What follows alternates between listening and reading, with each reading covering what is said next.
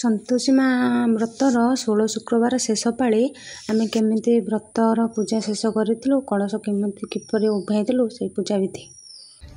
ଜୟ ଜୟ ଗଣନାଥ ଗୌରୀ ନନ୍ଦନ, ଜୟ ଜୟ ବିଘ୍ନେଶ୍ୱର ବିଘ୍ନ ବିନାଶନ, ଜୟ ଜୟ ଭଗବତୀ ମାଗୋ ବୀଣା ପାଣି, ଜୟ ଜୟ ଦୁର୍ଗା ମାଗୋ ଦୁର୍ଗତି ଦାରିଣୀ, ଜୟ ଜୟ ଭୋଳାନାଥ ଭୋଳା ମହେଶ୍ୱର, ଜୟ ଜୟ ମହାଯୋଗୀ ଯୋଗୀ ଯୋଗେଶ୍ୱର, ଜୟ ଜୟ ଶ୍ରୀରାମ ସୀତାଙ୍କ ଶ୍ରୀଚରଣ, ଜୟ ଜୟ ରାଧାକୃଷ୍ଣ ଶ୍ରୀ ରାଧା ରମଣ, ଜୟ ଜୟ ଯଦୁନାଥ ଯଶୋଦା ବନ୍ଦନ, ଜୟ ଜୟ ଜଗନ୍ନାଥ ଜଗତ ବନ୍ଦନ, ଜୟ ଜୟ ସର୍ବଦେବା ଦେବୀ ଯୋଗ ମାୟା, ଜୟ ଜୟ ଦଶ ଦିଗ ପାଳ ହୁଅ ସାହା, ଜୟ ଜୟ ସାଧୁ ସନ୍ଥ ଗୋମାତା ବ୍ରାହ୍ମଣ, ଜୟ ଜୟ ଶ୍ରୀ ଗୁରୁ ଶ୍ରୀ ଚରଣେ ଶରଣ, ଜୟ ଜୟ ନିଜ ଗ୍ରାମ ଦେବୀ ଚମ୍ପା ଦେଇ, ଜୟ ଜୟ ମା ଗ୍ରାମ ଦେବୀଙ୍କୁ ନମଇ, ଜୟ ଜୟ ସର୍ବଦେବା ଦେବୀକୁ ଶରଣ, ଜୟ ଜୟ ମା ସନ୍ତୋଷୀ ମାତାଙ୍କ ଚରଣ, ଜୟ ଜୟ ସନ୍ତୋଷୀ ମାତାଙ୍କ ଶୁକ୍ରବାର ବ୍ରତ, ଦୁଃସାହସେ ଲେଖିବାକୁ ବଢ଼ାଇଛି ଚିତ୍ତ, ଅଜ୍ଞାନୀ ମୁଁ ଜ୍ଞାନହୀନ ଭକ୍ତି ଜାଣି ନାହିଁ, ମମ କଣ୍ଠେ ସର୍ବବଶୀ ପଦ ଦିଅ କହି, ଶୁଣ ସୁଜନେ ଦେଇ ମନ କନ ସନ୍ତୋଷୀ ମାତାଙ୍କ ପୂଜା ବିଧାନ, ତାଙ୍କ ପିତା ନାମ ଶ୍ରୀ ଗଣେଶ, ମାତା ରୁଧିସିନୀ ମାନ ପ୍ରକାଶ, ମୋତି ମାଣିକ ସୁନ ଧନ ଦାନ ଶୂନ ଚନ୍ଦୀ ରତନ ପରିପୂର୍ଣ୍ଣ, ସଫଳ ବ୍ୟବସାୟ ପରିବାର ଦରିଦ୍ରତା ନାଶ ପୂର୍ଣ୍ଣ ଭଣ୍ଡାର,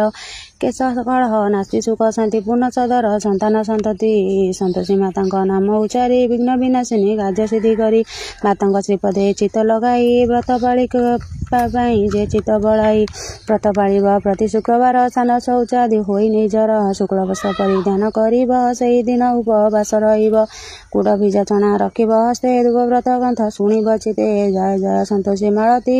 ଉଚ୍ଚସ୍ୱରେ ଜୟ ଧ୍ୱନି ଦେଇକି, ଶେଷ ଗୁଡ଼ା ଚଣା ନେଇ ଗାଇକି ଖୁଆଇବ ନିଜେ ହସ ନେଇକି, କଳସରେ ଥିବା ଗୁଡ଼ ଚଣାକୁ ପ୍ରସାଦ ଭାବେ ବଣ୍ଟିବ ସବୁଙ୍କୁ, ଜଳ ପୂର୍ଣ୍ଣ କରିଥିବ କଳସରେ ସଜାଡ଼ିବ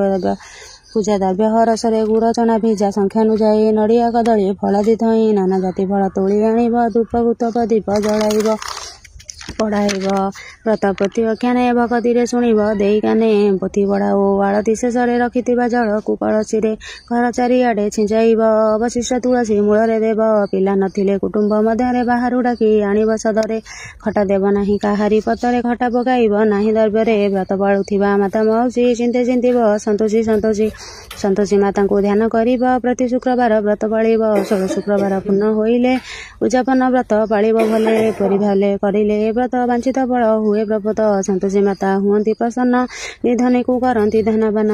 ଅପୁତ୍ରିକକୁ ଦିଅନ୍ତି ସୁପୁତ୍ର, ଅଜ୍ଞାନୀକୁ କରନ୍ତି ଜ୍ଞାନବନ୍ତ, ନିମ୍ନରେ ବର୍ଣ୍ଣିତ ଶ୍ଲୋକ ପରି ଜାତି ଫଳ ଦିଅନ୍ତି ସେହିପରି, ଜୟ ମା ଜୟ ସନ୍ତୋଷୀ ମାଇଛେ ପାଦ ତଳୁ କଳ୍ପତ ରୁଧାଇକି, ସୁଦର୍ଶିତେ ଶୁଣ ମାତା ମାଉସୀ,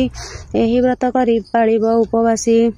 ସନ୍ତୋଷୀ ପଦରେ ଚିତ୍ତ ଲଗାଇ ଏକାଗ୍ର ଚେତରେ ଏହା ଶୁଣାଇ, ମନବାଞ୍ଛା ପୂର୍ଣ୍ଣ ମାତା କରନ୍ତି, ଅପୁତ୍ରିକକୁ ପୁତ୍ର ବତି ଦିଅନ୍ତି, ଅଜ୍ଞାନ ଥିଲେ ଜ୍ଞାନବନ୍ତ ହେବ, ମୁରୁଖ ଥିଲେ ବିଦ୍ୟାପ୍ରୀତି ହେବ, ସର୍ବପାତକ ହୁଏ ମୋଚନ, ଦିନ ଦରିଦ୍ର ହୁଏ ଧନବାନ, ଏବେ ଶୁଣନ୍ତୁ ଦେଇ ମନ କନ, ଏହି ବ୍ରତ ପୂର୍ବ ଉପାଖ୍ୟାନ, ଭଦ୍ରଶ୍ୱରରେ ଗ୍ରାମ ଏକଇ ବୁଢ଼ୀ ଥିଲା, ବୟସ ହେବ 3 କୋଟି, 7 କୋଟି ଥିଲେ ତାର କୁମର, ରୋଜଗାର କରୁଥିଲେ ପ୍ରଚୁର, ସାନ ପୁଅଟି ନିରୋଜଗାରିଆ, କାମ ଧନ୍ଦାକୁ ବଡ଼ ଅଳସୁଆ, ନିଛନ୍ଦ ଅଥେ ସାଧା ସିଧା, ଅତି ତାର ବାରିଜା ଅଟେ ବୁଦ୍ଧିମତୀ, ଭଲ ପାଏ ବୁଢ଼ୀ 6 ପୁଅକୁ, ରାନ୍ଧି ବାଢ଼ି ସବର ସହିତ ଭିଙ୍କୁ, 6 ପୁଅ ଖିଆ ପିଆ ଶେଷରେ ଯାହା ଛାଡ଼ି ଯାଆନ୍ତି ପତରେ, ସବୁ ଏକତ୍ର କରି ଅଇଁଠାକୁ ଖାଇବାକୁ ଦିଏ ସାନ ପୁଅକୁ, ମନ କଥା ମନେ ରଖିଣ, ଯାଇ ବୁଢ଼ୀକୁ କହିଲା ତକ୍ଷଣ, ମା ତ ଯାଉଅଛି ବିଦେଶକୁ ଯିବି, ଆଉ ଏ ଘରେ କ୍ଷଣ ନ ରହିବି, ସାନ କଥା ବୁଢ଼ୀ